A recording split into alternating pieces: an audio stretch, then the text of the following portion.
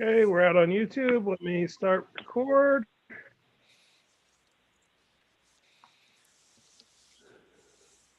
Okay, we're all set. I'll call the December 2020 workshop meeting to order. We'll do the pledge to the flag. Let me do my usual, try to turn my computer to face the flag here. I pledge allegiance to the To the flag flag of the of the United United States of States of America, America, to the to the republic republic for which it stands, which stands one one nation, nation, one nation, under under God, God, under God, indivisible, indivisible, with liberty liberty, and liberty, justice for for all. all. for all. Thank you. Kate, would you do the roll call, please? Councilwoman Anally. Here. Councilman Hagen DePew. Here. Councilman Hewitt. Here. Councilman Paddock. Hi, here. Off and running early.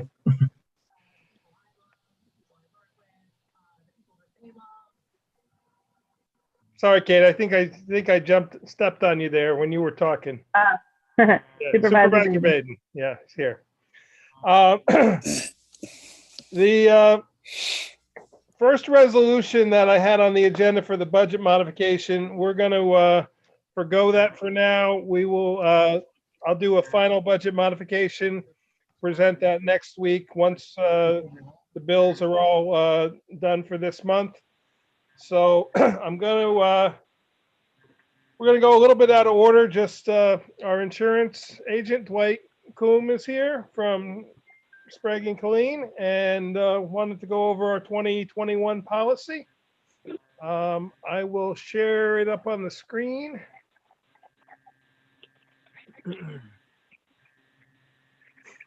And we can go through it if anybody has any questions. So, Dwight, if you want to just give a quick overview for anybody and then for everybody, and then we'll go from there with any questions anybody might have. I did email this to everybody today, and or maybe it was yesterday. I'm not, apologies, I don't remember. But they all have it if there's any questions, and we can also look at it on the screen. Okay. Well, for the next 4 hours, I'm going to go through the intimate details of the insurance of the town. Just checking to see if everybody's paying attention. So there are several parts to the insurance. I think what Mike has up is probably the summary of the main package, which has all the properties. That's all the buildings, your contents of the buildings, files, you name it, records, computers. That is correct. Okay, and then it has some crime coverage on it. Employee dishonesty type coverage, which we can get into more detail on. That's separate from a bond, though. That's a bond we won't be talking about necessarily too much tonight. It's not in one of these proposals. Then there's what we call inland marine. It's basically coverage for equipment. So it's, backhoes, graders, and the like. Heavy truck, sometimes we put on that part of the policy because it's less expensive to have physical damage on that versus comp and collision on the auto. We try to do whatever we can to try to keep the costs down. General liability, that's your anything from slips and falls to the town getting sued because they try to say that we didn't fix a pothole to anything you can think of, except for your decision making, and your decision making is the public officials policy we'll get to in a little bit. And of course, auto, that includes auto liability. So if we have any kind of accidents, we also have physical damage for a lot of vehicles on there. And then additional liability over and above the auto and the general liability in the umbrella, and also the umbrella covers over the public officials. We're fortunate enough to still have flood and earthquake. It's been a fight over the years because they consider a town hall to be too close to the river there, but we all know it's kind of elevated. So we've been able to still convince them to keep the flood and earthquake coverage on. Otherwise, it's crazy expensive to get coverage. So I don't mean to be real fast. I know you have a lot to cover. So you tell me or what questions you have and we can get into detail. I'm sure you've all studied what was sent over. I'm sure you studied it very carefully.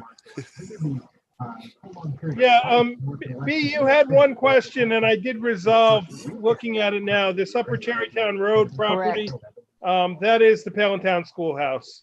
Right. Ken, we will label it that. Yes. Thank Yep. you. Yep, yeah, it's labeled like everything else is by the address. Okay, All the other properties are labeled by the address, but we will correct that, put a note in there, no problem on that.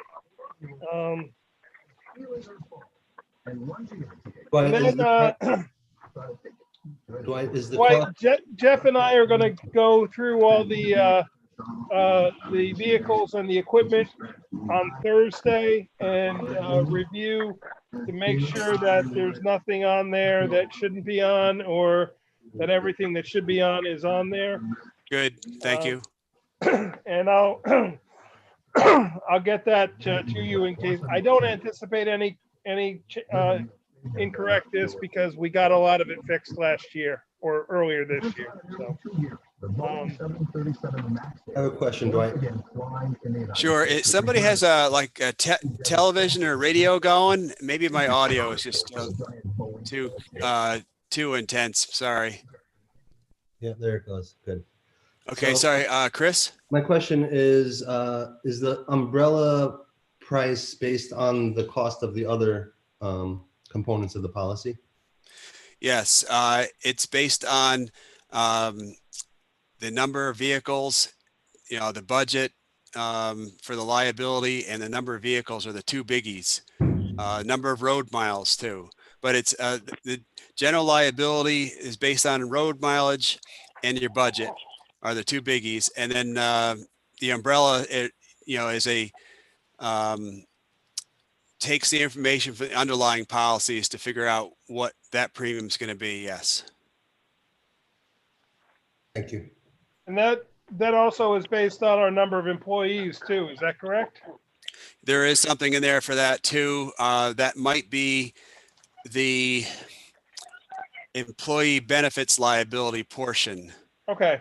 So the more employees there are, the more likely there could be an issue of, oh, maybe we've got to get somebody on health insurance. And then all of a sudden we've got a claim that's not covered on health insurance. Well, it may come back to our employee benefits liability coverage.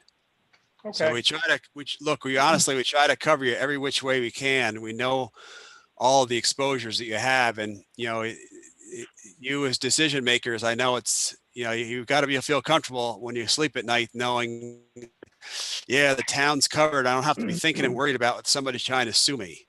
Right. And if for some reason any individual is sued, we cover you. We represent you. We pay for everything. Dwight, maybe you can take just a quick second too to go over the police policy that we added a couple years ago, and I need to say thank you. We have held the cost pretty consistent over those 3 years with a very nominal increase. But can you just sort of go over for the board what is covered and what's not in that package? Well, it's I don't want to talk too loudly, but the reality is that you have full-fledged police professional liability coverage. It's rated based on a pretty limited operation, based on what we've all talked about. And I don't have those details at the moment, but I mean, It's based No. on the equivalent of 2 full-time people, and we based that based on the number of hours that they work. correct. And you're not running, like a holding cell. You're not doing arrests. You're not doing speed traps. You're mainly just doing community service type things. And, if there's really a major problem, trying to, get out there and help, deal with traffic flow or whatever. But it's based on what I understand, it's pretty minimal compared to most police professional situations. And we got the price set accordingly, pretty minimal, thankfully. Great. is there anything you want to add? I've got the public officials policy up, which also has the police involved in it. The police liability is part of that coverage. Right. The Um, police professional and the public officials are on the same policy. Sorry. Right. Yeah, thanks for bringing that up. Yep, So, public officials, it's $1 million in itself. Police professionals also $1 million in itself. So if there are claims in these areas, they don't affect the general liability or the auto. So they're on their own, but the umbrella does cover over these. And, the public officials really is for covering you folks for your decision making. If anybody tries to say you made a wrong decision, even just an allegation, we cover the defense and whatever the settlement may be handed down. But we're here to help cover you in any way we can so that you can do your job basically as I know pretty much a volunteer, and be able to sleep at night not worried about whether or not you've got an exposure you didn't count on. Does that answer everybody's questions? yeah, and for example, for the board, the public officials policy is what we're being covered under for the Article 78 challenge that has been made to the Zoning Board of Appeals. So that coverage is addressed by that, and that policy is paying for the attorney's fees to defend the town from that Article 78 that was filed. And then Dwight is recommending that we include a cyber policy, and my apologies, Dwight. I think I forgot to download that, but let me see if I can bring it up real quick. Well, either that or I can try sharing my screen. If you'd like to, I can give you permission real quick to share. It's here. could be pretty dangerous. Do I know what I'm doing? Well, I can download it real fast here if you'd like. You sent it to me. I just didn't. I did share it with the board members, I think. Didn't I? Yeah, you did get it. So I did save it somewhere. I just can't find where I saved it to. Well, I have it here. Okay. But Why don't you go ahead and give it a try here? So down on the bottom, if you click on share screen, I may have to give you permission to share. host disabled participant screen Yeah, sharing. let me give you permission. King Mike is not allowing you in. Okay, now you should be okay to go.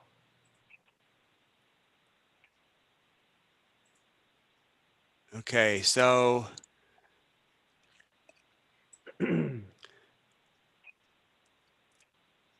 let me get to the page that makes We're the not most actually sense. seeing it yet, so No? Oh, no. You all gotta right. click on whatever you want to share. There you go. You got it now. Okay, so let me find the right page because there's a lot to this.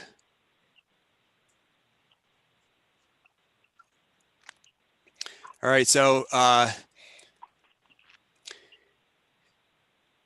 as many of you may know, when it comes to cyber liability and breach, if it involves any kind of individuals, let's say you have information, which I don't believe you have too much of people's personal information and credit card information and so on, and somehow that is breached.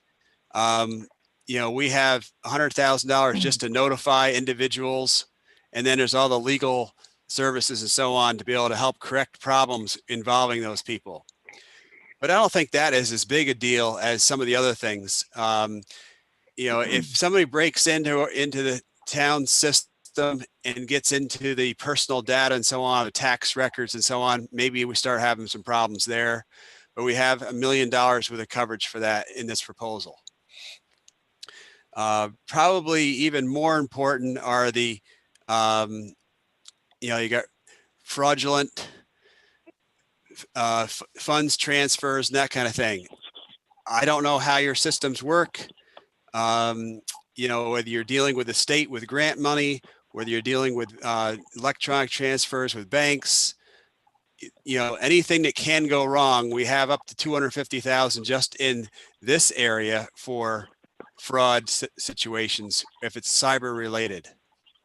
We have a bond in the separate from this for each individual that handles money.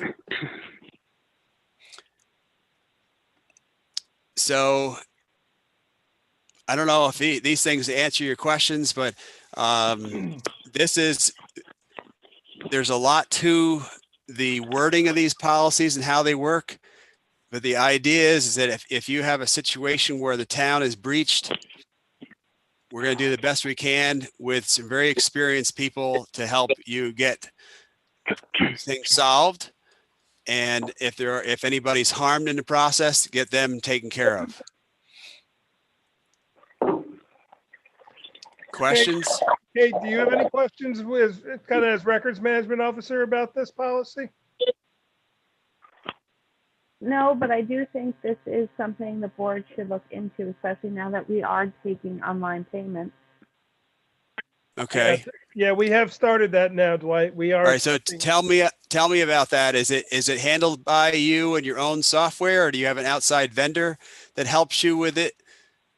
We have an outside vendor. Okay. And then it's important that we go through that contract sometime to see who's responsible for what, because a lot of times they'll say you're responsible for everything, even though maybe their software is your compromise. So these are the kinds of things we try to help you with. And this company in particular, Beasley, we use for a lot of big operations, especially medical, where they have a lot of personal information, a lot of personal records. Tell you, these people know what they're doing. They're one of the best in the country right now as far as cyber liability. And they have a lot of tools available to us. It's not just coverage they provide. They will also help answer questions, review contracts, solve problems. It's a big deal what they have available for us. Okay. So let's talk about that further if you can. If you have a contract or anything with them, let's look at it. Yeah, we do. We do have I think we do have a contract, don't we, Kate, with them? It's just an agreement. It was an agreement, but I can look into it further. Okay. And I can help. Let me know. Okay. Great. Yeah, there's a lot to this, and we're doing more and more of it all the time. Do I know everything about this stuff? No. But what's important is that I do have good people at these companies, and I've read and compared a lot of contracts, and I have to say that the Beasley contract is excellent. Is there more? Is there more we can get? Yeah, there's probably more that we can get. But as you know, Mike, we had a lot of questions, and as we get more questions answered, we can get more. We can get better coverage. Like, I'm still concerned about, like what the Village of Ellenville had. They had the ransomware problem, I believe it was. And that's something we need to have. More questions answered, and we need to know what kinds of things you're doing as far as, I don't know if you're familiar with Know Before, is a company that does training for employees to make sure that they, don't let the bad guys in. Don't open emails they shouldn't be opening. Don't be clicking on links they shouldn't be clicking on. So there's a ton of training for that. But once we know you're doing all those things, we can get, expand these policies to cover those other little areas, that aren't so little anymore. Is that something that we should resolve before we initiate this contract, or should we go ahead and then we can correct as we go? If you look here where it says first party loss, that's for the town. And cyber extortion loss is like ransomware. Okay. So we have it, but I know that there are some things that they want to know that you're doing. Yes. Okay. But at this point, we may have some more questions we have to answer before they'll actually issue the policy. But I would say if we can get them to issue something, we should try to do it. But we still need to follow through, because let's face it, you can have all the insurance in the world. It's no fun to have a claim. Okay. having insurance, it gives you some peace of mind, but the reality is it's a pain. You don't want to have to deal with the ransomware and everything else problems if we can avoid it. So we'll do everything we can to help you, educate people and make sure everybody's, again, not opening the wrong emails, not clicking on the wrong things that can compromise the town systems. Does that all Okay. make sense? It does. B, did you have any questions? Sorry, you're muted. The only thing that concerned me would be at a given time of the year, if we were to get hacked with monies transferring from Kate to a bank, I would worry that the $1 million is enough if somebody tried to abscond with the funds electronically. Well, really it's 250,000 for the funds. If you look under e-crime Yeah, part down okay. here. But here's the other thing we need to look at, because you have to look at what your agreements are and how things are with your bank too, as far as their systems, because you're using their systems, I believe, for doing those transfers. Am I correct? That is correct.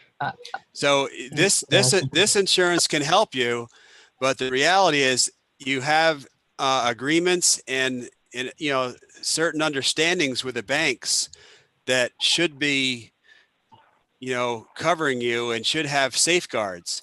This is a case, what we have for coverage here is more for you take money in through a system of credit cards or whatever, and then transfer it into your bank accounts. But between bank accounts and so on, we got to start with a bank. I'm not saying we aren't going to, Beasley isn't going to step in and try to help, but they're going to probably point to your contract with a bank. Okay. Okay. But again, this is good discussion. Are we having fun yet? We haven't even come close to 4 hours yet. Adam, Aaron, Chris, any questions? Mike, I really like the idea of the policy for a couple of reasons, but the biggest one is we're in the middle of our our transfer from our legacy system to our new system. Actually, I get more concerns about what we're using right now. But again, like B said, I'm worried if this is enough. I'd like maybe we can dig in a little bit deeper. Again, money transfer aside, you get a data and security breach that compromises somebody's personal information. It could end up being a lot more than that, especially for a policy that honestly doesn't cost very much. Correct.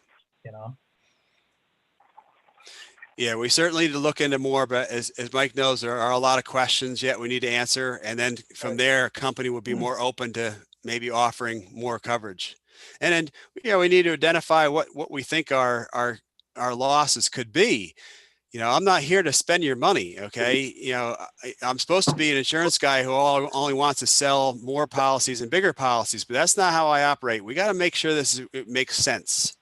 So yes, let's look at what more we should get, but make sure we aren't getting crazy. I agree with Adam. I think it's a good idea. I'm just wondering if you have a sense of what percentage of towns in Ulster County have cyber insurance. I don't know. I'd like to think they all do by now, based on some of the state regulations and so on that have, been put out. I think I can, through the Supervisor Association, I can shoot out a general email question on that and probably have an answer for us by next week. Yeah, I'm just curious if we're the only one. I don't have a sense. No. Well, any of the ones that I deal with have it. I'm betting Town of Ulster has it. They had a very serious fraud incident and hacking of their system, and so I'm betting they have it. But I'll try to gather that information for us to be able to answer that question. Okay, thanks, Mike. Yep. Yeah, and I agree with what Adam was saying. We are in the transition of one system to another, which hopefully, based on the documentation that we received, is going to be much, much more secure. So hopefully then we could transition, like you're saying, Dwight, to something that has more behind it. But yeah, I, like you just pointed out, Mike, I've heard of this happening in municipalities. This isn't something that never happens. So I think it's a good idea. Yeah, the ransomware is always a danger. I believe a number of years ago, quite a while ago, actually, one of the town employees' computers was not hacked, but was attacked with a ransomware thing that actually turned out to be a hoax. But the employee didn't know how to react and almost gave them control over their computer. So I think that, like you said too, the training is really good. And potentially between the combination of our new IT company, well, they're not that new now. We're 5 months into the contract, but our IT company and as well as these people, Dwight, between the two, I think we can do a lot of good training of our employees. Yes. No, I don't know. We did discuss No before. And they're excellent training, and they're just seem to be on top of things as far as the trends. Yeah. So if you aren't having everybody on that, let's talk about getting you set up for that, because that I think is critical. First line of defense is every employee that has access to the internet and is getting emails and everything else that's Right. getting a barrage of junk every day that they need to be able to sort through and identify what's real and what's, a potential time bomb or hand grenade. So we're here for you. We'll work through it. Okay. It's a lot to it, but I'd say that of the towns and so on that I work with, we have it. Am I on their behinds every day about trying, like I am with you, Mike, about trying to get these questions answered and things updated? Yes. And, it's not really quote unquote my job, but I think I'm trying to be more of a risk manager for everybody than just some guy selling insurance policies, because there's a lot to this and I take it very seriously. Okay. Any other questions on this fun stuff? Don't think we have any. So what I'll do, Dwight, is if anybody comes up with any questions between, I'll be asking you at the organizational meeting on Monday to approve the contract. So please take a look between now and then. If you have any other questions, Dwight, thank you for taking your time to Sure. talk to us. And then I'll always say that anybody wants to talk to me one-on-one, you want to ever meet and go over things in detail as far as wording a policy, if you've read, gone through things and you have questions, I'm more than happy. I'm one of those crazy guys, but I read this stuff and I understand these policies, and I know you're going to have questions, and I'm here for you. So, if you want to talk one-on-one, I'm open to it. I'm here for you. I'll take you up on that, Dwight. Okay. Give me a Dwight, shout. having worked with you, Dwight, in Warwick, I can definitely say you are a town advocate when it comes to insurance. Well, thank you. Thank you. We try. But hey, we're always open to learn if anybody has any thoughts or suggestions too. So. And I can tell you, he answers his phone when the crazy supervisor calls him at 10 o'clock at night or 6 o'clock in the morning or whenever. Saturday. I've called him in the past. It's okay. I don't mind you having my cell phone number, because I know you're going to, use it with discretion, and I have no problem when you call me if there's an emergency or whatever. I don't care if it's 3 o'clock in the morning. You got a lot of responsibility running the town, so I'll do what I can to do my part. So, Great. Thank you very much. Okay. I'll let you all go. Happy New Year. Call if you need anything. Okay. Thanks, Dwight. All right. Take care. So we won't be doing the budget modification resolution. I do need to do a resolution. I emailed you all a contract today from Magna 5. This is the company that provides our phone and data lines. When Fish was dealing at the community center, we discovered we needed to add an IP address line over there because we needed two and there's only one over there. That started a dialogue between Magna and I, and the salesperson said, you're paying month to month right now. We can do it cheaper. We can improve your services. And so the contract that's provided is that agreement. I asked Mary Lou to review it today. She caught some basically typos and a couple cut and paste errors that are there where it doesn't list the town of Rochester as the client. It lists another client. I'm going to take her list and send it to the representative and have him make those corrections. She is okay with us signing it once those corrections are made. And there were a couple little details like there's a 30-day clause for payment, and she recommends we up it to 45, just the way we operate. A couple semantics like that. She did not have any significant issues. It has also been reviewed by Jason from Fish Solutions. At his request, we're going to go with the 3-year for the data lines. However, the voice lines, we're not going with the 3-year agreement. We're going to continue as is because Jason would like to see us transition to VoIP based phone system sometime in the next 2 years. So we're not going to lock ourselves into a 3-year contract on that. And the company is okay with that.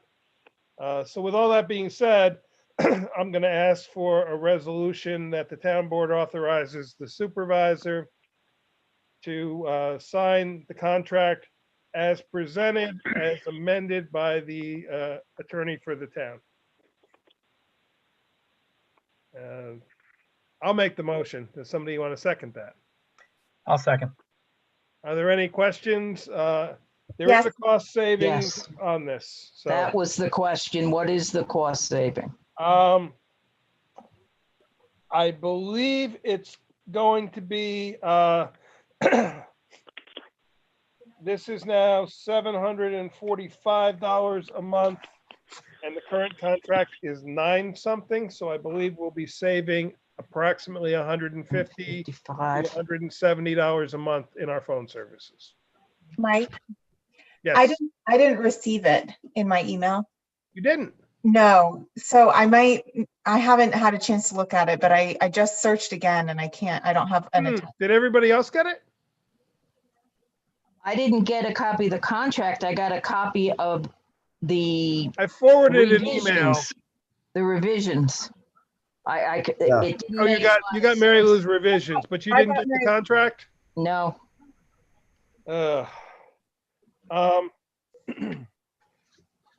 Unfortunately, they need us to sign this by the end of the year, and I'm sorry, I know it's a last minute thing.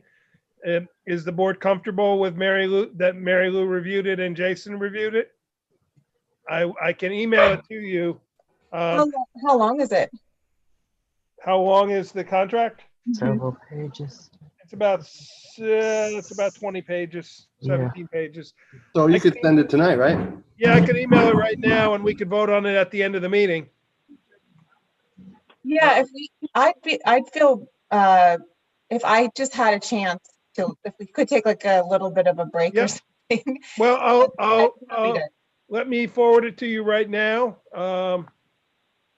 Bear in mind that, like I said, there are a couple errors in how it was labeled.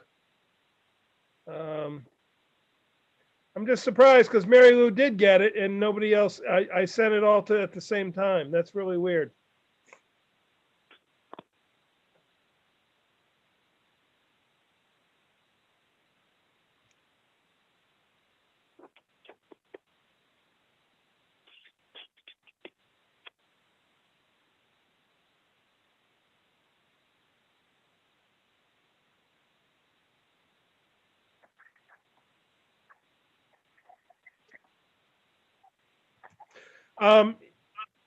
When it gets to you, there's a PDF and 3 Word documents. What you're reviewing is actually the PDF.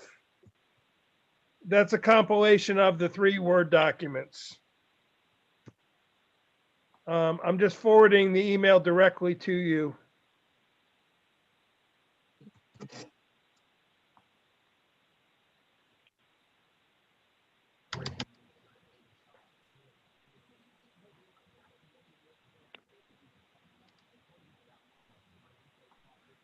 Okay, so we'll we'll table that for a moment then and move on.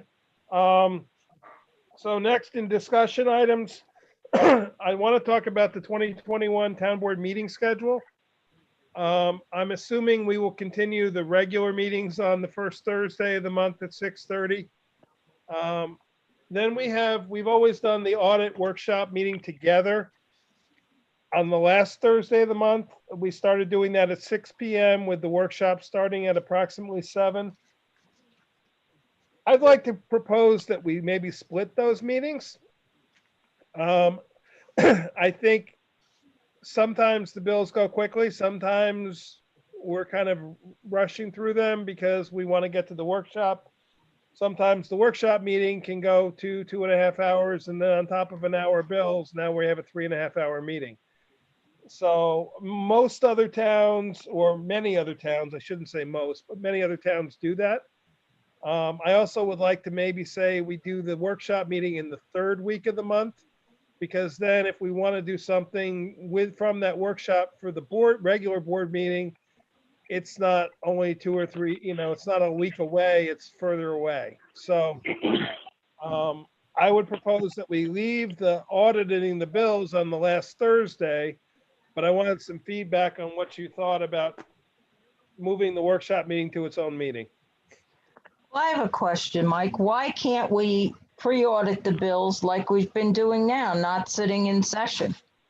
And We can each do that. person come in, and then you're not using the beginning of the session, Yep. and it saves a night's meeting.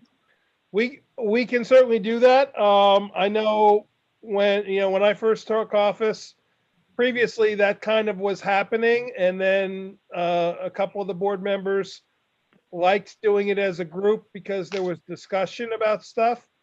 I'm okay however the board wants to do it. If you want to do them, audit them individually and then just approve the amount, that's fine. There's no requirement unless there's 3 board members together that it be done in a public meeting. So as long as we continue that, there's no more than myself and 1 other person at a time doing the bills. But if we start to get into 3 people, it does mean though that each of you has to get in here on a certain day to sign the bills during the day, because usually they're not ready till the day before. So there is that.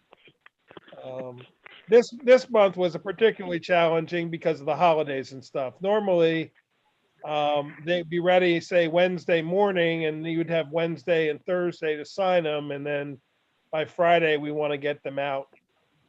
This is the exception month, this month. Yeah, and November, December are next the month. November's always a problem because the last Thursday is often Thanksgiving. Correct. Sometimes it's the 3rd Thursday or the 4th, but most times it is the last.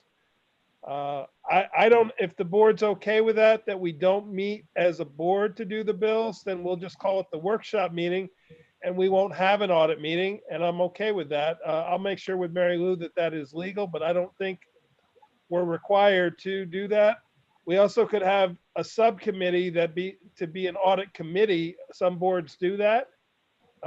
But it's got to be at least 3 people.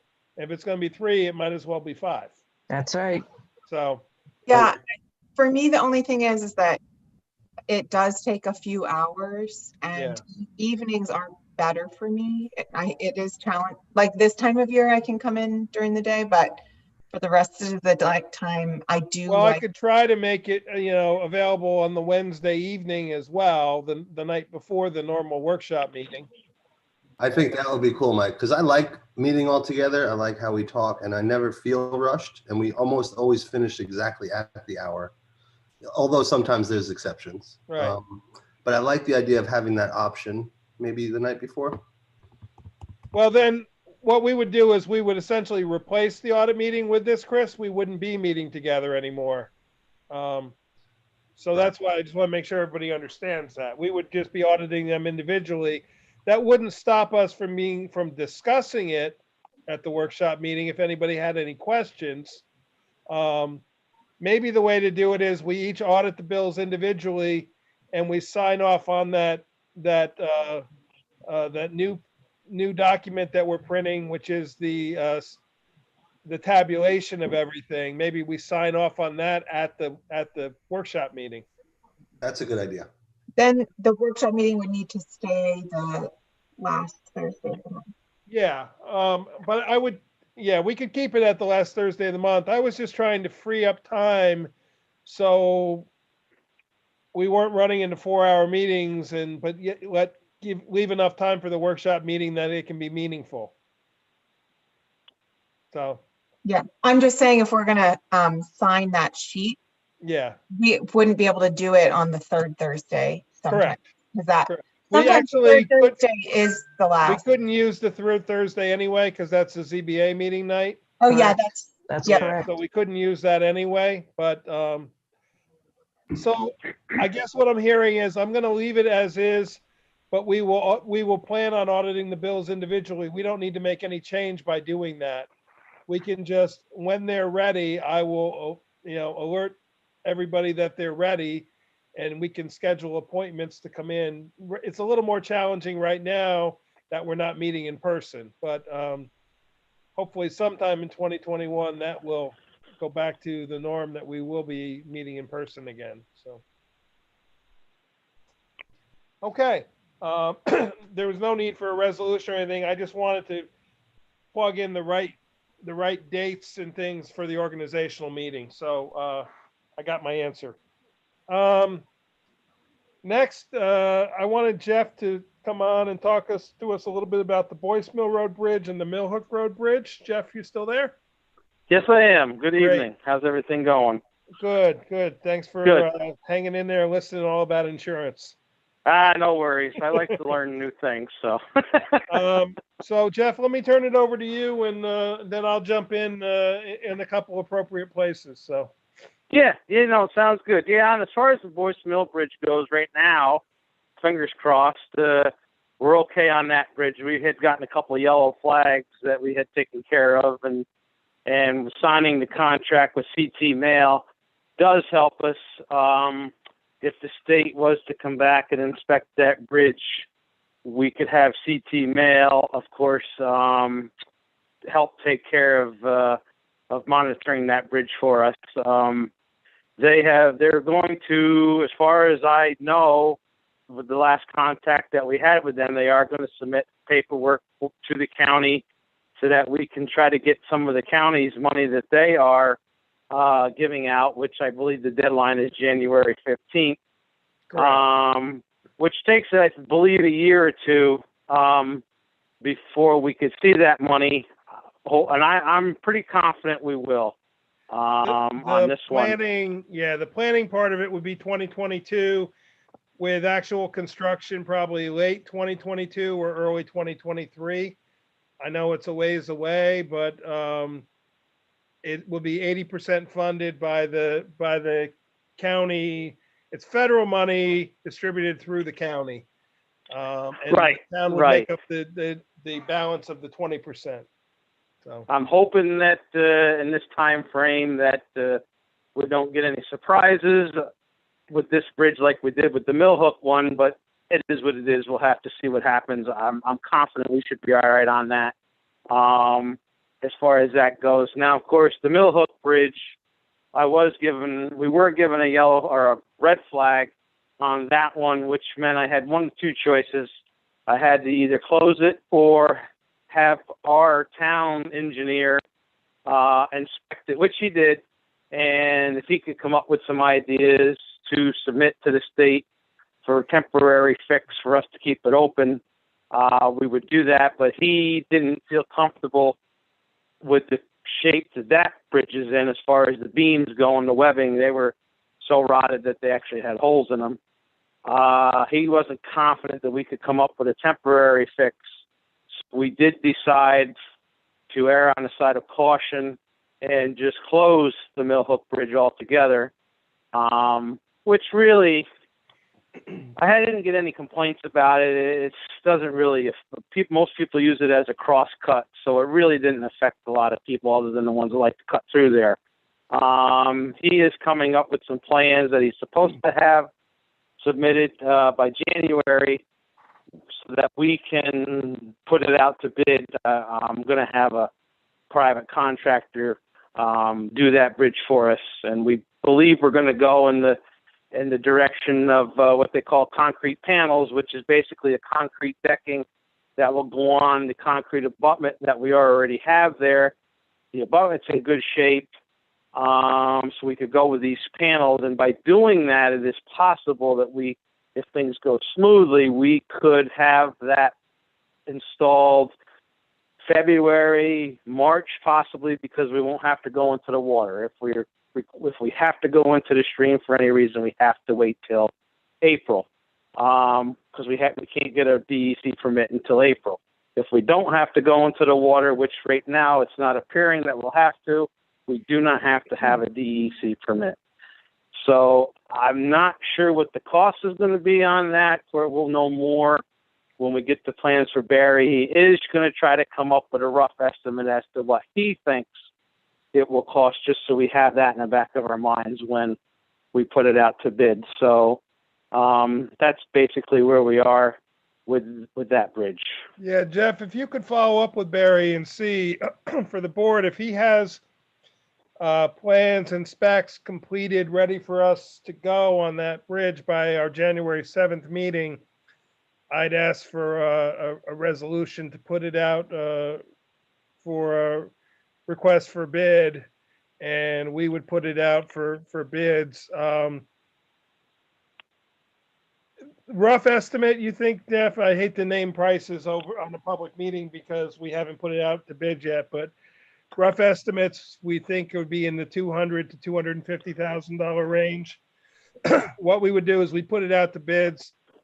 Once we establish what the price is, we could then decide.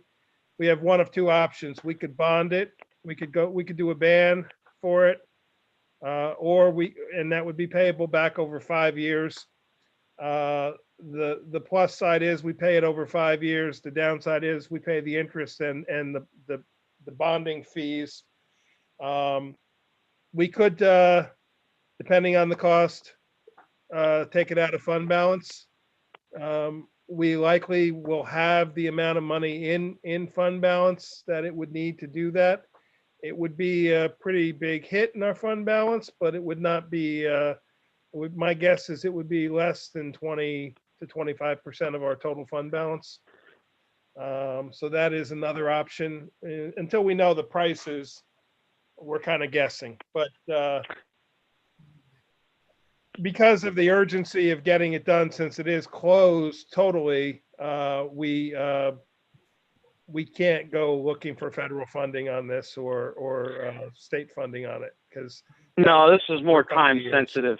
Yeah, more time sensitive with this bridge because it's the fact that it is closed, and so yeah. Well, I'm going to try to push Barry along. Yeah, I will give him a shout tomorrow to see how he is doing, and with the hopes maybe he would have it for the January 7th meeting. If that happens, Jeff, my guess is the earliest we would have something accomplished is probably starting for a start sometime in March, but that's still right.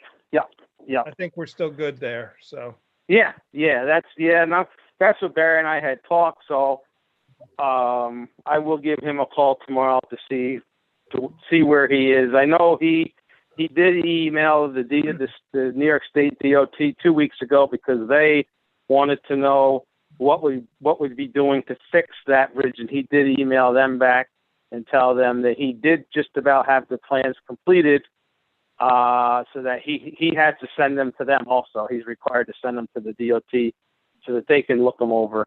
So we'll see. Hopefully he's coming along with them and actually is close to being done or is done with them. So Jeff, did Barry indicate water or no water? In the water or no water? Not in the water? Yeah, I mean, you mean as far as working in the water? Yeah, It's better if we don't have to go. We had inspected the bridge abutments, which Barry had deemed them that they didn't need any work, which means we don't have to go in the water as far as doing any form work or anything for concrete. So the fact that we don't have to go in the water the way it looks right now, it will help us to get the bridge done a little sooner because we don't have to have a DEC permit because we will not be working in the water. If we have to work in the water, then we're done till April. We won't be I able to know do that. anything till So April. Yeah. that's why I'm wondering if it would be smart to err on the side of caution and wait till April. And just, Well, you know, push. I it know. it may end up that way anyways, depending on how things progress with the weather or depending on whoever, gets the bid to do it whenever they can get in there. So we may end up being April anyways. Barry was going to give me more details on what he thought as far as that went when he gives me the plans, because I did mention to him that unfortunately, even though you don't plan on being in the water, sometimes you end up in the water. And once you're in the water, you have to have a permit. And so it may end up that we have to wait and get a permit. And it could take a couple months to get that permit. It's not like we can just call them up and get it. So. How about No. conditions in March, Jeff? Weather conditions in March aren't as good. Well, you can't tell March or April, but I was thinking in terms of the concrete. Yeah, I agree. And also the weather, because if we get rains like we've been getting lately, you wouldn't be able to get near that bridge to work on it anyways. The way it looked, if you'd seen the way that stream looked the other day after all those rains, you wouldn't even want to have gotten near it. Yeah. So Yeah. that also creates an issue as far as any time in the spring as to what could happen with that. So These wouldn't be poured on site though, right, Jeff? These come precast? yeah, these come precast, That's good. and then they use a crane to set them, and they call them concrete panels, which basically is just instead of having beams and some sort of a decking on top of the beams, just a thick concrete decking that's basically two panels that snap in together. So all of this has to go into the bid for everything, correct? Right, and that's Correct. what Barry's working Yeah. on right now, the specs. Yeah, Barry will have it all spec'd out. All we'll have to do when we bid it out is basically Barry said it might be better to have anybody that wants to bid on it to call him and go through any questions and answers, because obviously he'll be able to answer them better than I would. If they have any questions, to go through him as far as whatever questions they may have before they bid on it. Yeah, I think what we would do is we would release the plans through Barry's office. We would Yes. release the call, the call for projects, and with obviously with Barry's office permission, say anyone interested in bidding should contact Medenbach and Eggers for a set of plans to do the bid. You're gonna make Yeah, it, that's the way. Yeah, that's the way he wanted to do it. Yeah. It goes a lot easier that way. It's a lot smoother. Yep. you're gonna have a fee for plans, and is it gonna be refundable or non-refundable if they turn the plans back in? What do you mean a fee for plans? Very often, if you go. Oh, you mean from the people who request them? That's correct. They can get a copy for a fee. Sometimes that fee is refundable if Well, they return the plans. That's, Most times nowadays, it's all done digitally. It's not hard copies of the plans. We send a PDF, and if they want to print them, that's on them. That's how it's done now. So really? Yeah, that's primarily how Barry does it. Yeah, that's how he did it the last time we bid something through him. That was quite a few years ago. That's how he does most of it anyways nowadays. all those plans, it's not paper copies anymore. All those plans are just done digitally, and then it's an email. Just I have don't the know plans. because sewer and water is still done on paper, so I don't know from concrete bridges. Yeah, the last couple of plans he had sent to me, and he even sent me some preliminary plans on these concrete panels. That's kind of how I learned about them. Was all through email, and then I printed them so I could look at them. But basically, he wasn't going to send me anything in paper. If I wanted it in paper, I had to print it because he just sent me a whole bunch of stuff that took me a while to figure out what it even was. And then I printed it from there and then called him with some questions. And basically that's how he is going to send it out to anybody that wants to bid on it. I believe, Jeff, if I remember right, that's when they redid the walkway over the Hudson, that bridge is all those concrete panels. Yes. Yes, it is. That's exactly what it is. And, Yep. and you know, there's some videos online that you can watch of how that was put together. And it literally, they just worked their way across, dropping these panels into place. And it's kind of like, Lincoln Logs, they snap in together, and it's pretty amazing.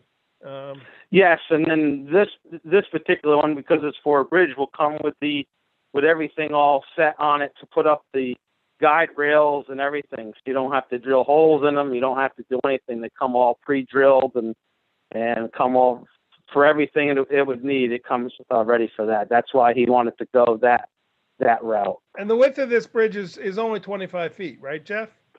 Correct. Yeah. Yep. The span, I mean, not the width, but the span. The span, yeah. Anything 25 feet or more is DOT inspected. Anything less than 25 feet isn't inspected by the DOT. And I think these panels come in like 4 foot or 5 foot, maybe even bigger sections. So it's not really that many panels. We're probably talking 4, maybe 5 panels at the most. Yeah, I think he was talking 4. I think the plans that he sent Okay. me were 4. It was kind of a rough draft. The other one he'll send will be easier to figure out and understand. It looked like it was 4 panels. Okay. Yeah. And so back to the Boyce Mill Bridge, CT Mail is, we contracted with them to prepare this grant application. It's not really a grant, it's a project. I got to stop calling it a grant. It's a project application to the Ulster County Transportation Council. That's due January 15th. When Jeff and I spoke to CT Mail 2 weeks ago, maybe, their plan is to zoom into our January 7th regular meeting, and they will present their proposal for what they plan to submit on the 15th or Yes. by the 15th. Yep. So That's their plan. I will confirm with them. Excuse me. I confirmed with them last week, and that was still their plan. So I will follow up with them tomorrow and make sure that we're still on course for that. They anticipated there be no problems with that. They're just going to run through the sort of a rough presentation of what their proposal will include, and then there'll be a waiting period, obviously, while the County Transportation Council reviews it. But they did indicate to me that there was not a lot of interest in this funding. And that part of the reason is there is a lot of documentation and paperwork that goes with it. But CT Mail is prepared to do that for us. They do it all the time. They said with the Bridge New York program, and this is similar to Bridge New York, except it's as Brian Slack called it, it's Bridge New York Light. He said they're not quite as restrictive or require as much paperwork, but and the difference is Bridge New York would have funded 90% and we would have been responsible for 10%. The downside, though, is Bridge New York is an entire state project and we're all competing against the rest of the state. Whereas in this Ulster County, we're only competing against other bridge projects within Ulster County, and kind of had the little bit of inside information that there was not a lot of interest. So I think it will be very likely that we will qualify and get it. And that would then reimburse us 80% of the costs of that bridge, and we would pay the 20.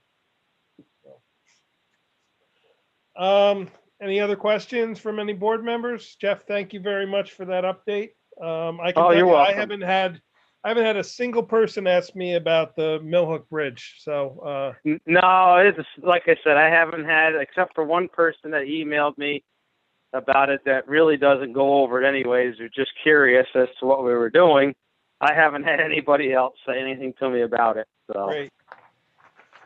Okay, moving on to the next agenda item. And Jeff, if you want, you could jump back on in a little while, or you're welcome to stay on, whatever you want to do, because I know you're going to talk with us in our executive session, but we do have a couple other agenda items. So I'll leave it to you if you want to just hang up and call back in a little while, or however you want to handle it.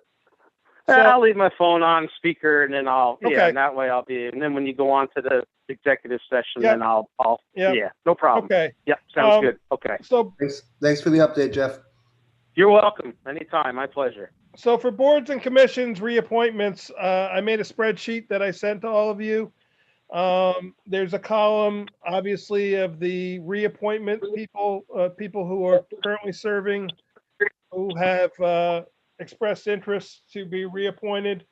There's also another column of a new request. I wanted to talk with the board. Normally, we interview new people.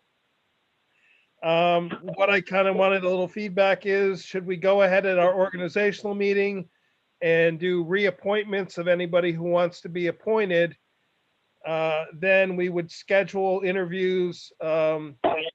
We could do it at our January 7th meeting. However, I think it would be a lot with the bridge stuff and interviews and the regular board meeting. We could put it off until the end of January at our workshop meeting, or we could do a special meeting in January to do interviews. I guess I'm looking for feedback is, should we, at the organizational meeting, should we do the reappointments of everybody who's requesting? I don't see any reason not to. And then we can move forward with the new requests at another time. So what's everybody think? I'm in favor of that.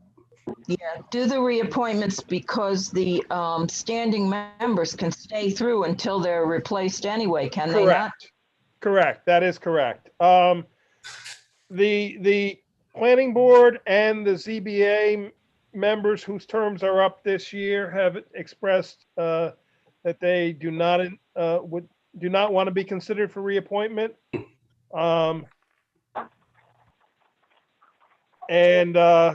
I do have, I actually have two letters of interest that I've sent to you for the planning board. We have the one vacancy, and then we have an alternate. I have a third person who has expressed interest in the alternate position specifically. And then on the ZBA, we have 2 terms, 2 vacancies, and an alternate. I had one person who expressed interest.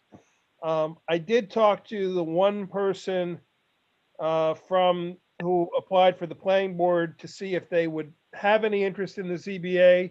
Their preference was the planning board, but they didn't say they were totally opposed to the idea.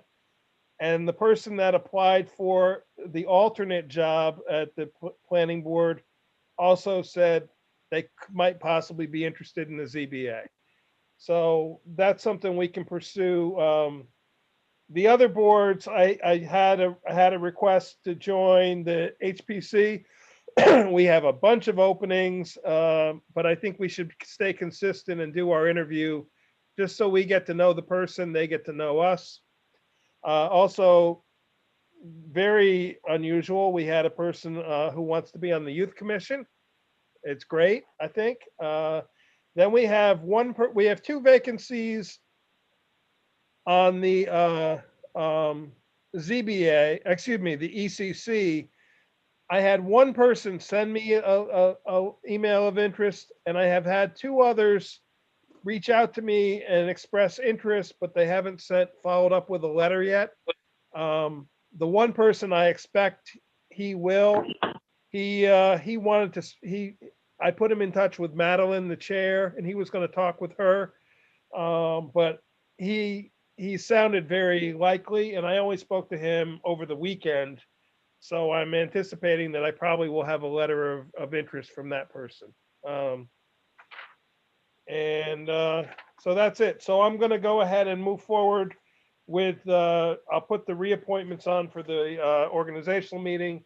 And then we can decide when we want, if you can check your calendars, let's look for an alternate, for a date in maybe mid-January that we could do a meeting to do all these interviews. Okay. Mike, Go ahead, Aaron. I just had a quick question. Can people serve on a commission and a board? Like, could someone be on the ECC and the ZBA? It depends on the board. Some boards, there's direct conflict of interest. Others, there is not. So it really depends on the specific board. Okay, one of the people, I don't know if you saw, that expressed interest in the ECC said they'd also be interested in the ZBA as well. Oh, you know what? I apologize. I think I missed that. So that's good to know. And I'll when we're interviewing, at least. yeah, when we're interviewing, we can ask that question. What I'll do is, previously for the planning board and ZBA, I put together like a generic 5-question thing, and we'll just ask them those questions. If anybody, obviously any board members can ask any other questions they want, but I like to try to have an equal footing, so we're asking the same question of everybody. So. Mike, I met with, are we allowed to say names? Yeah, I'm okay with it. Yeah.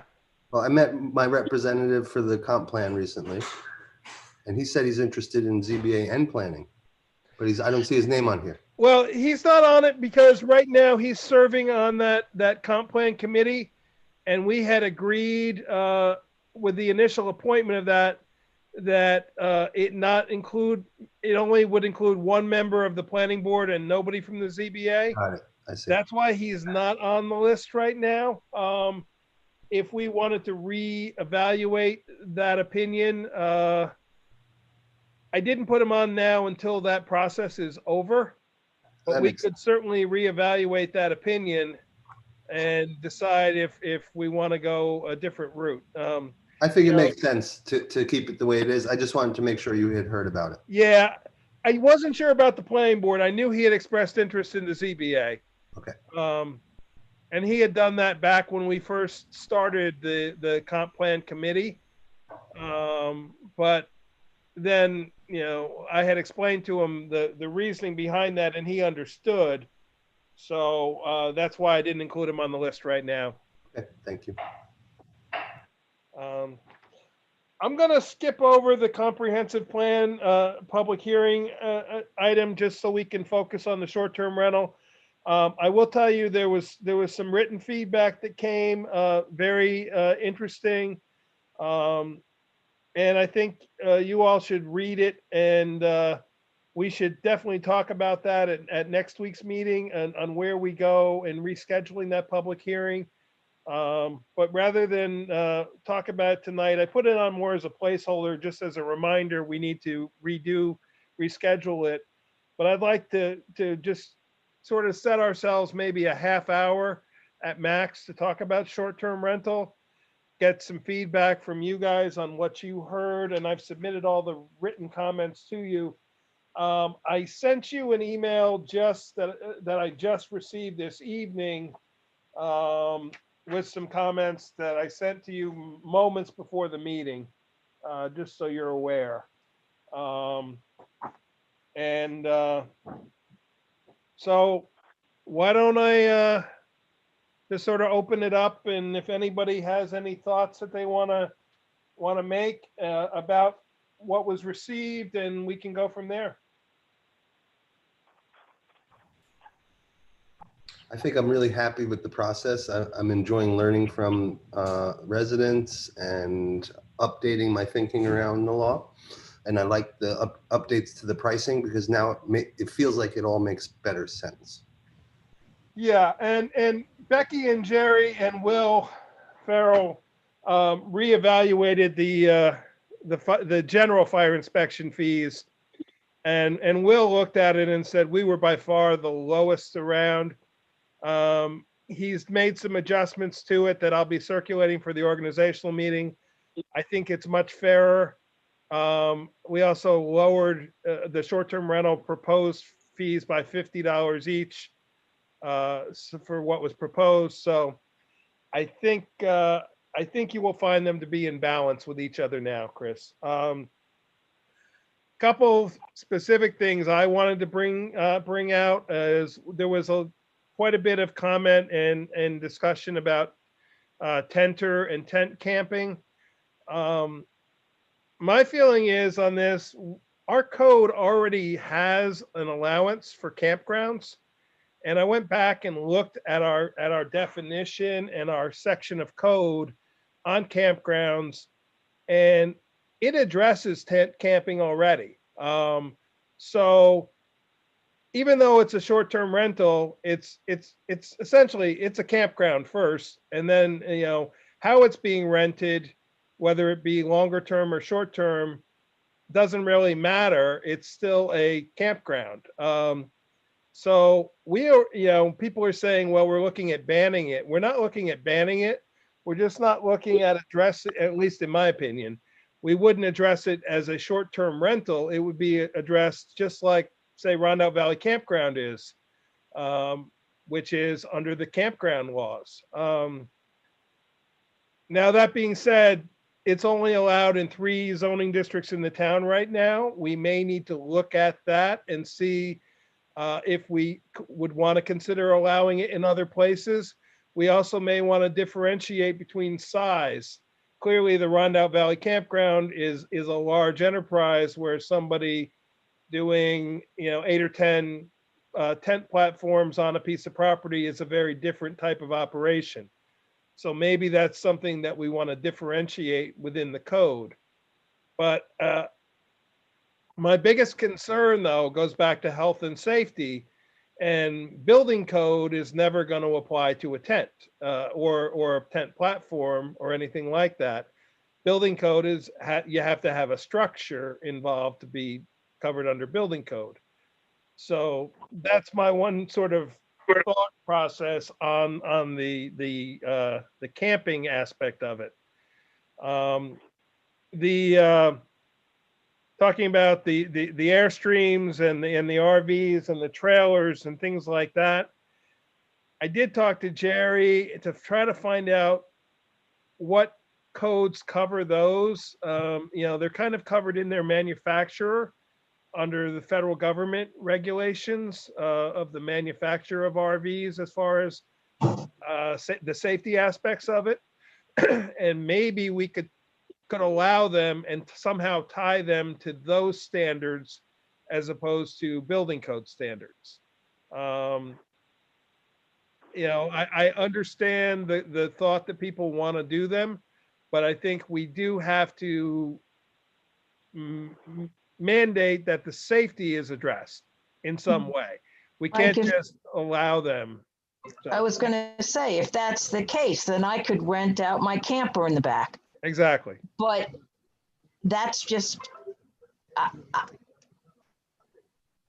anybody could make money at that point, and that's a very good thing, except for the fact that if it catches on fire, someone could get hurt. I mean, I could get hurt living in it for that matter, but that's on me. It's mine.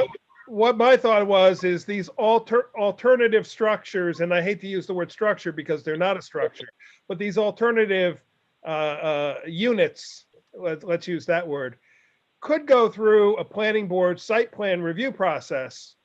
We're allowing the short-term rentals in the proposal as an accessory use. They have to get an inspection. They have to have a permit. We could maybe say these alternative units, if you want to use them, that's fine, but you got to go to the planning board and go through the review process and get a site plan approval or a special use permit approval. that doesn't mean it's insurmountable. It just means it gets another set of eyes looking at it from a different perspective.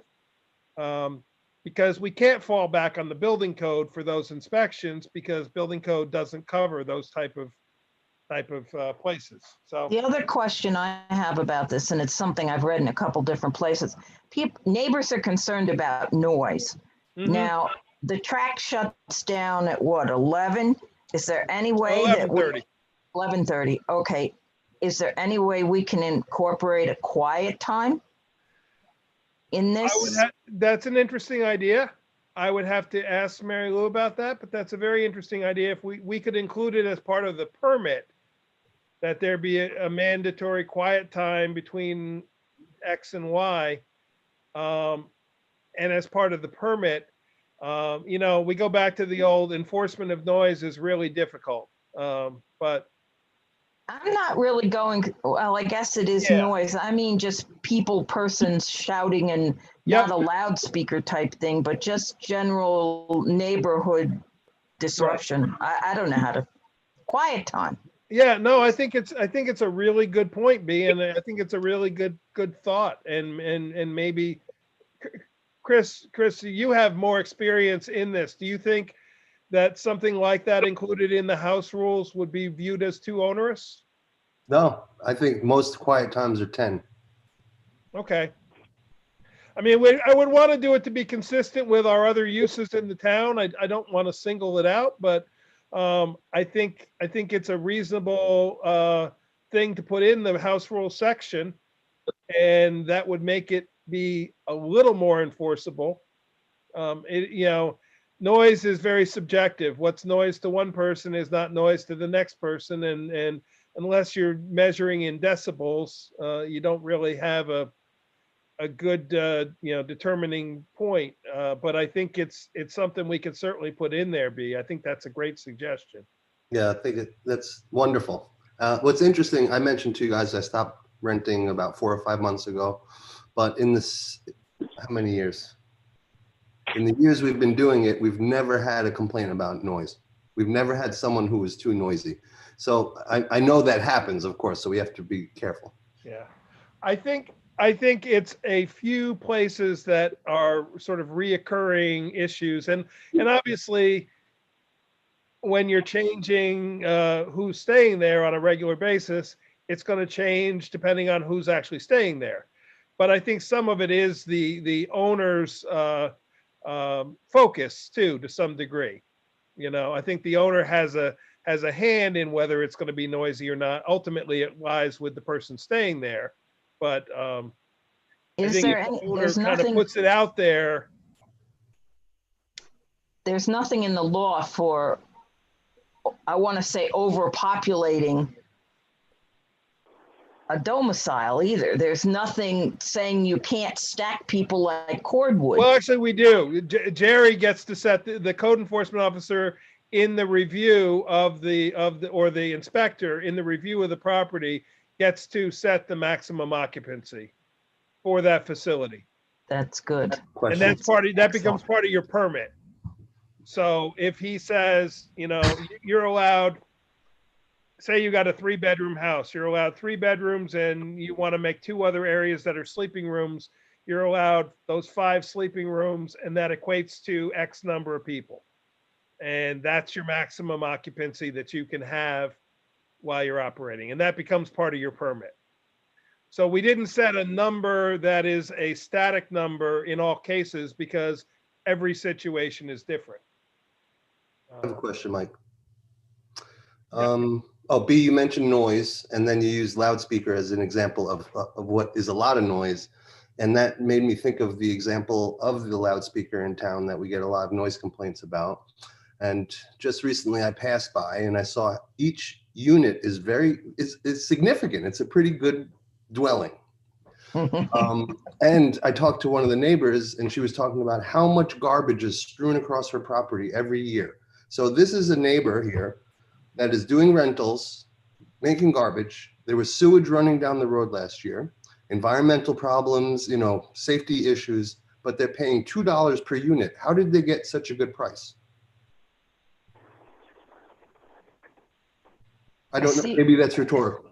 I see what you're referring to, Chris. Yep. I know what you're referring to. Yep. Well, $2 a unit. How did that happen? well, the pricing is, and I'll be honest, the fire inspection fees, when Becky went back and reviewed, they've never been established by the town board. It was kind of, they were very inconsistent. So the answer of how did it happen is it never actually did happen. It Got it. was kind of for a long, long time, it was whatever the code enforcement officer decided the fee should be. And you know, sort of shame on me for not looking into this sooner. We were collecting fire inspection fees, but I didn't realize there was not a standard fee. So Mhm.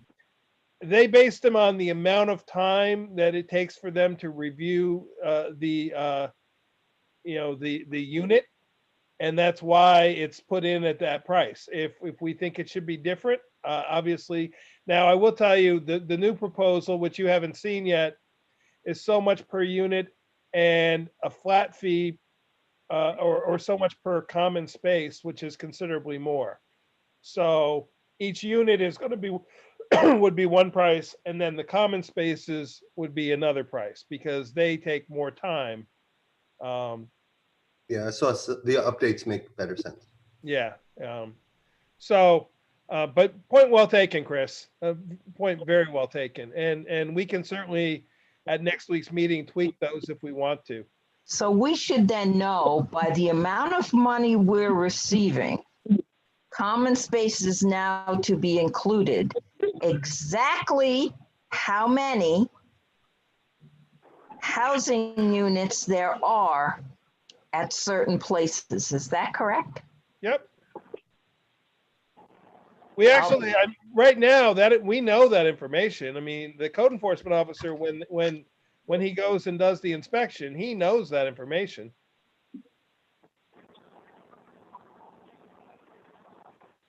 Can I back up for just a second? Sure.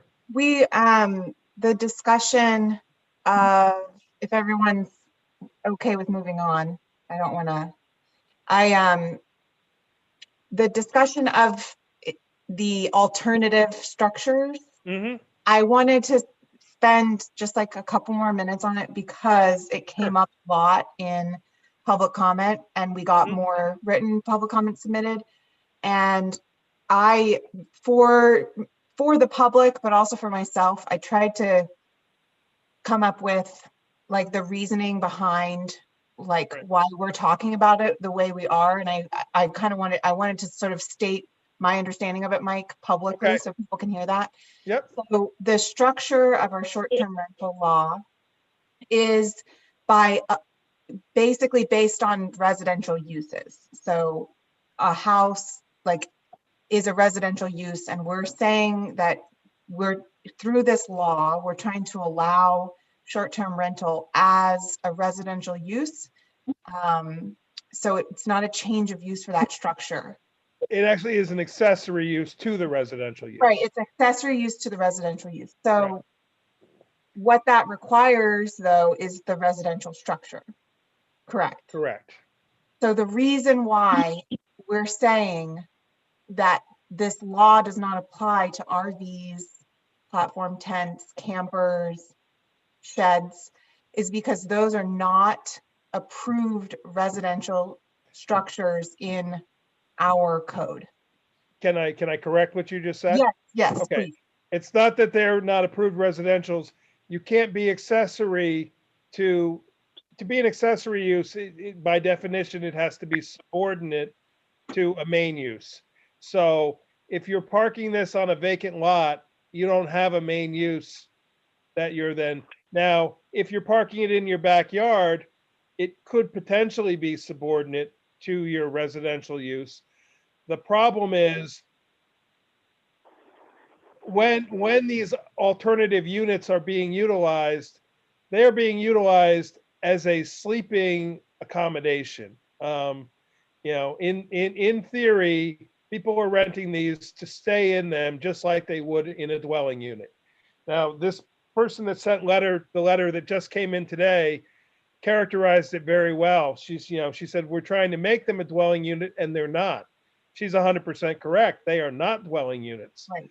So because they're not dwelling units, we run into a real challenge of how do we review them for health and safety?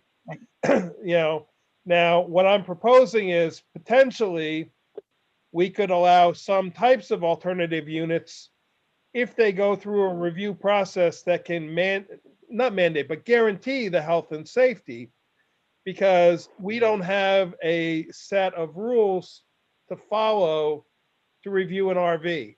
We don't allow you to park an RV on your property and make it be your permanent residence. Correct. That's not allowed.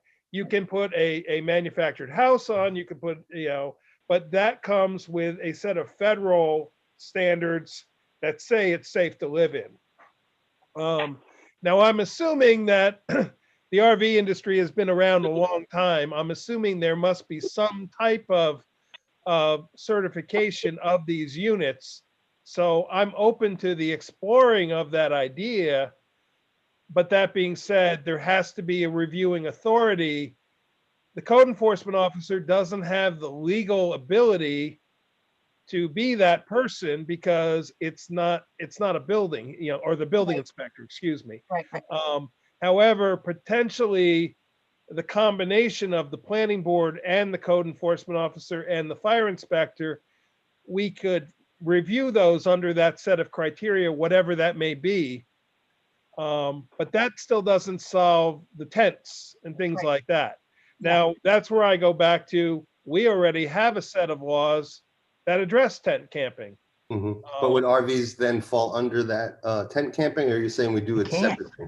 Well, right now, the code is RVs, campgrounds are combined as one section of code. We can certainly tweak anything we need to tweak to make this work. So I'm not opposed to the idea of trying to make it work, but I want to make sure we cover the health and safety aspects of it. Sanitation is a big one, obviously. Exactly. You have to have some place for your sewer Right. and your wastewater. Right, but our campground code does address that very well already. So that's why I went to look there, because we address a lot of these health and safety issues in our campground section of our code. So if these fell under that category, there would already be a set of criteria that they would follow. So go ahead, Aaron, I kind of cut you off, but Well, no, that's really helpful, because the point what I did understand, which I think is still a correct understanding, is that the way the law is written is the simplest path for us to make this a legal use in our town. But in order for us to cover the sheds, alternative structures, other types of things, we would have to write a much more complicated law. correct, And we have not done that. correct. So that's the point I'm trying to make for the public to understand, that we're not trying to make something Right. illegal, that these structures are not currently outlined with any kinds of guidelines in our law. And in Right. fact, you have a structure that is not a residential structure, and you have to make it up to code in order for it to be a residential structure. Correct. And that you just sort of addressed the tiny house. Now, tiny house can mean a lot of things to a lot of people, but under building code, there is a minimum square footage a dwelling unit can be to get a certificate of occupancy. And it's complicated and involves minimum square footage for bedrooms, minimum square footage for kitchen, I believe. And I'm talking off the top of my head, but anyway, what some people characterize as a tiny house is a legal structure. They may want to call it a tiny house, but it's a legal structure. But there are others, the tiny houses, that what a lot of people did is they got around the building code laws by putting them on wheels and making them be portable Mobile. units. And now they're not covered by building code because you can drive it away just like you can an RV The problem is they fly under the radar because many times they're home built and they're not getting any type of certification. Like if you buy an RV, I'm certain that there is some industry standard that is certifying that it has the proper egress, and you know, in the event of an emergency, the window kicks out, and that's your second means of There are emergency windows in RVs. and yeah. yes, You, in order to get you've your had many insurance. RVs, so you know these things. I'm The only sure thing, those type of units that are purchased specifically for that allow you to sleep in them, we could make that work within our code somehow. These other sort of homemade ones, we got to figure out how to do it. And the easier way right now for the short term might be to say, we're going to work on trying to solve the problem, but right now we don't have an answer, because the problem is a lot more complicated than people want to understand that it is. You know, we have a responsibility by allowing a use to happen on a property that it's being done safely and under health guidelines. And I agree with that. And I would also just like to add that I'm in favor of investigating, trying to do the work that you're talking about, Mike, in working towards some of these alternative structures and seeing if there's a safe way of including them. The reason why I'm interested in this is I was thinking about housing stock issues and concerns that short-term rentals can harm a housing availability in communities, which I think is a real thing, and that perhaps by thinking of some of these alternative structures, if we can do it in a safe and responsible way with our code, that could be a good path to helping with that issue. So I would be in favor of exploring that, but I don't think we're going to be able to solve it 100%. That's a great point, Aaron. I just have a question.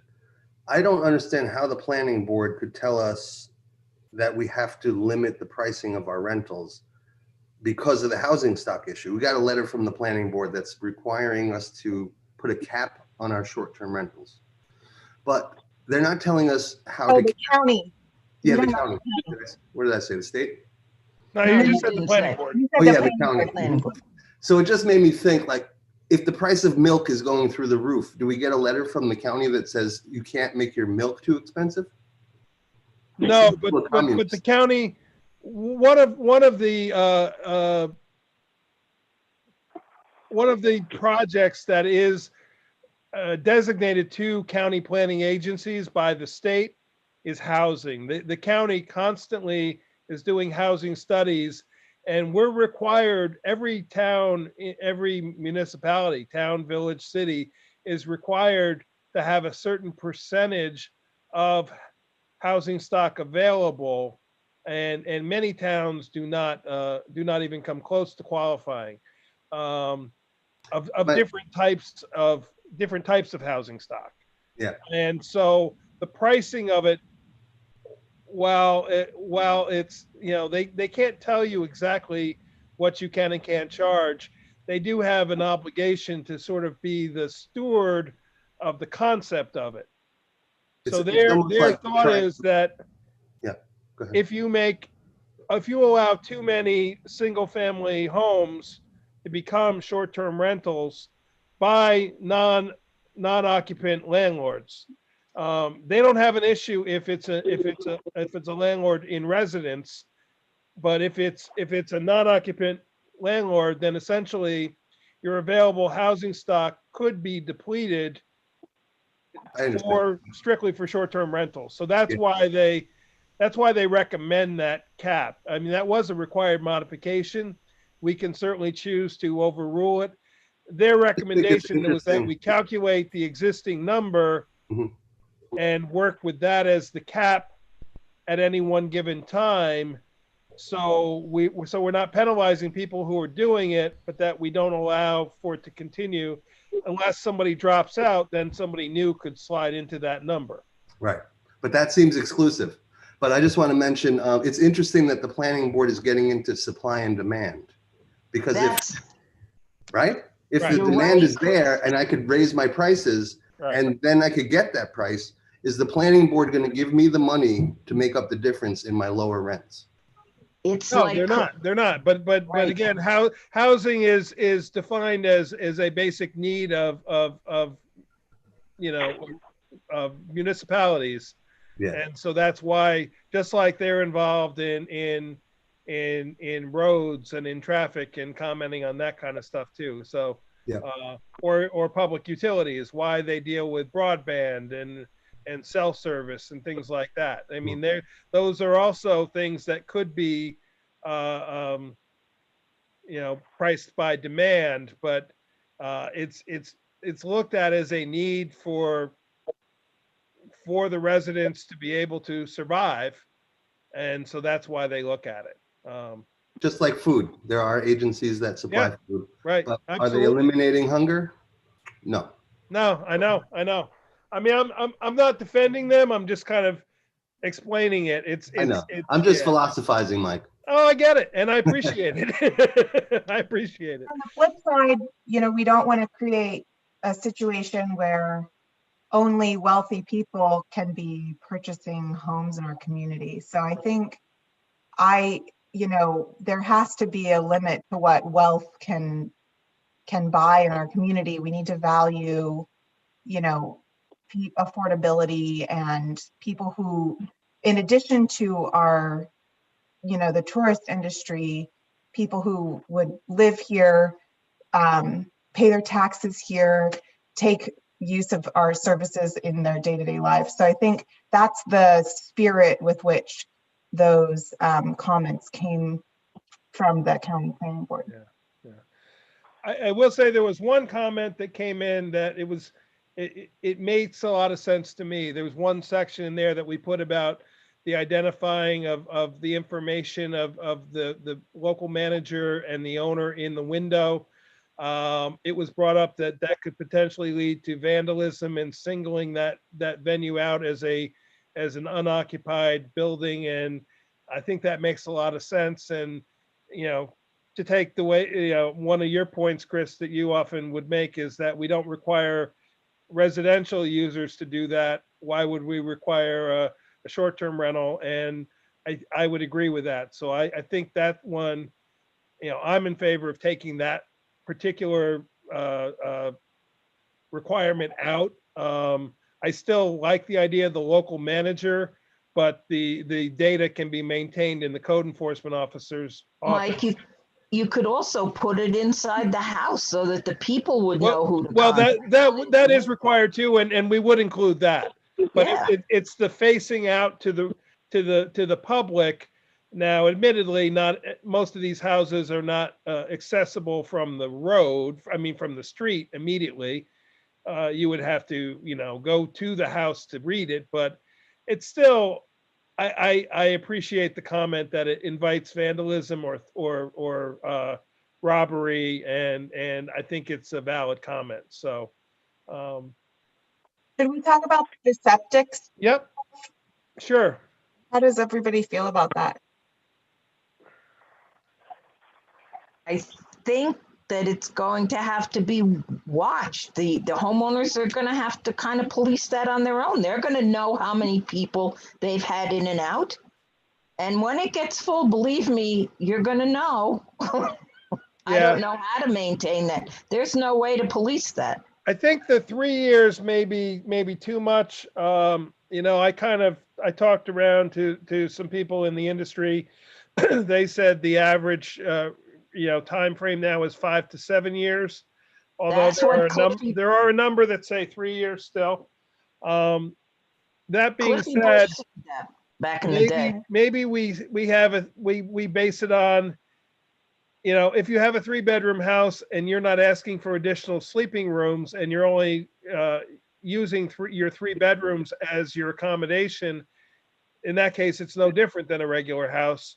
So maybe we relax that, and maybe only the ones that are adding additional sleeping rooms, because that's the reasoning behind it, is your septic system is based on the number of bedrooms in the house. Yeah, So but if you're you can't police that.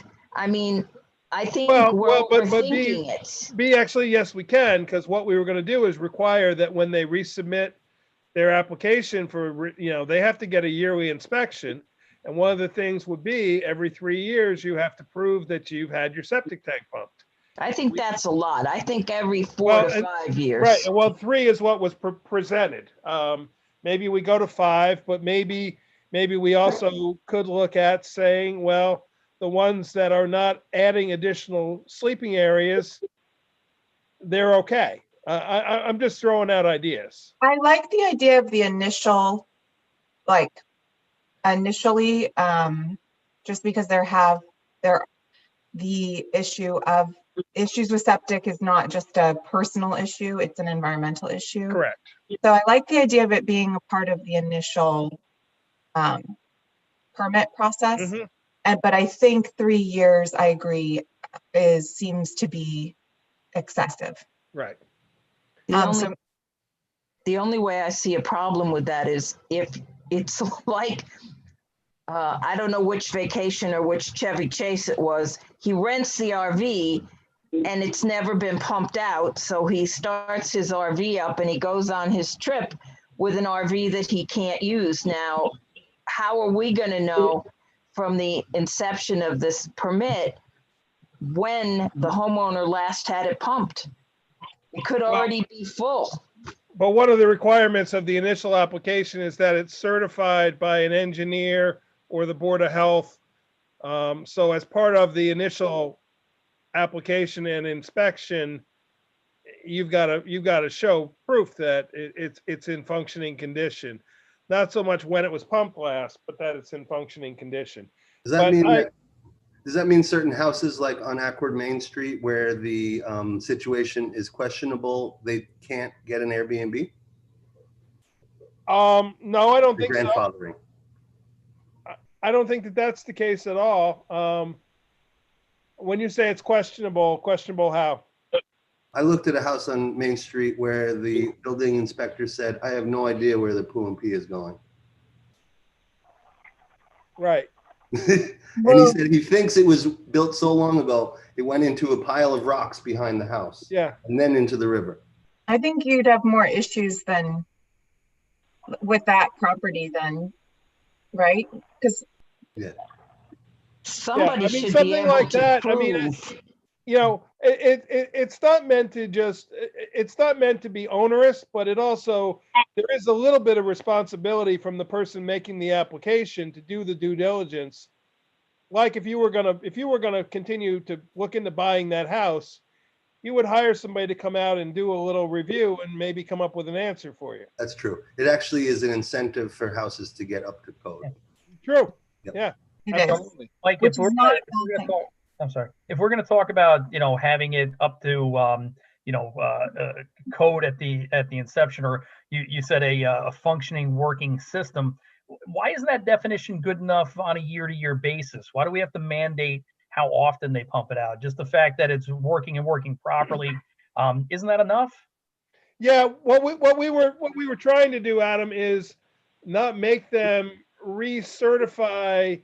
It was looked at that it was more onerous to make them get a recertification every year by starting with a clean slate, as saying it's functioning properly, and then saying the current proposal is every 3 years you pump it.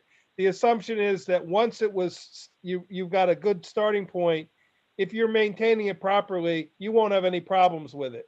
And it's probably cheaper to have somebody come out and pump it every 3 years than to get a recertification every year. That's just my opinion. Right.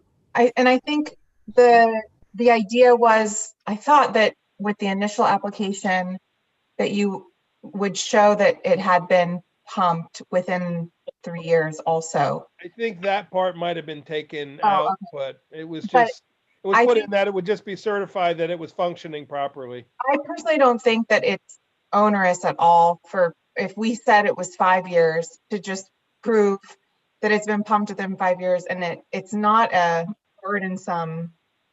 And I think part of it is a lot of, you don't know that your septic system is not functional until something goes wrong oftentimes.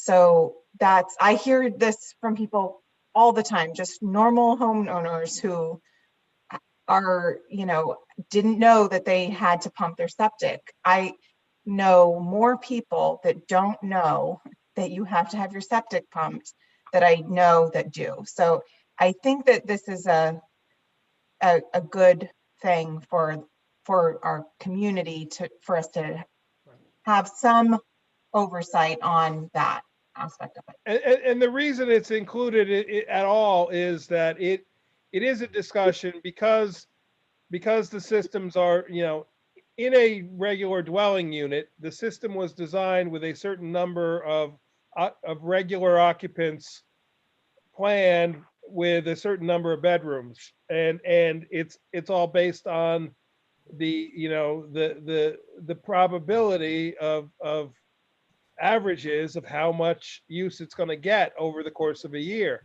And when you're adding additional sleeping rooms and raising your occupancy, you're now potentially taxing that system more and more and more.